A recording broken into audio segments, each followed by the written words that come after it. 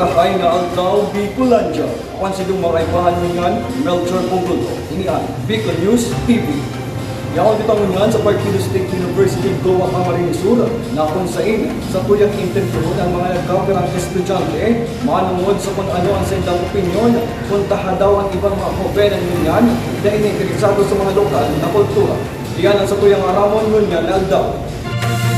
Sa pag-agi po ka panahon na nag-modernize ang satuyang mga gadgets and all, nahihiling ko po na nalilingawan ka mga kahobenan na mas magbalik tanaw kita sa mga nakaraan. Kumbaga may inaabot kita na outdated na ngayon, dahil na yan kaipuhan ta matranscend, nakafocus kita duman na makasabay sa trend kung ano ang trend. Kaya dahil na kang kahobenan araw ko, mas napopokosan pa ang kultura, ang lokal na kultura. Kasi nabuboring na ang mga kahobenan sa araw kaya na bagay. Though dapat na pagtunan takutan ng pansin kasi ang mga nakaagita, ang mga kultura ta, mas mabibisto ko kita kung isay kita. Dahil kita dapat nagkuklone lang or nagkibagay. Pero yun po ang mga nahihiling ko sa kasabay ka modernization, may mga risk kita na data natatawaan ng pansin.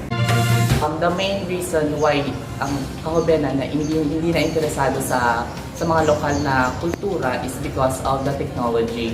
So, we know that ang Gen Z is, kapag nakikita natin yung maliit, is very magaling na siya sa mga technology like cellphone instead of playing outside. So, sometimes dyan nag-focus yung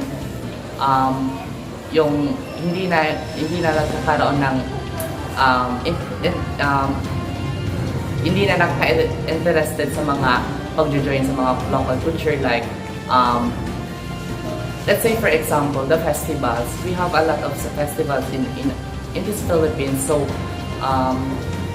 yung iba ayaw na sumali sa mga activities like related sa mga local culture. Ay sa advancement of technologies mo yan pong panahon. So sa generation ta po, grabe na pong na-discover ng mga teknolohiya na kaya po ang tangi adapt bilang sarong society. So kaya po din na po interesado ang mga hubin sa mga sa lokal na kultura kasi mas gusto na ninda sa mga advancement na teknolohiya na gamiton kaysa sa mga lokal na mga gibuhon or mga kultura na pinamana sa tuyang mga ninuno. And mas natangkilik tindangon yun ng mga modern technologies dahil sa paglipas ng panahon ang teknolohiya po ang sa tuyang magiging garong magiging sandalan ta para mas lalong maging progresibo ang sa tuyang societies. Sa roang teknolohiya, sa nagiging rason kung taano nawawara na ang pagiging interesado kan mga kahobenan sa mga lokal na kultura. Ika, anong masasabi mo? Diyos mabalos po sa indo pag-antabay ngunya na pagkaaldaw. Ako po si Melchor Punggulto.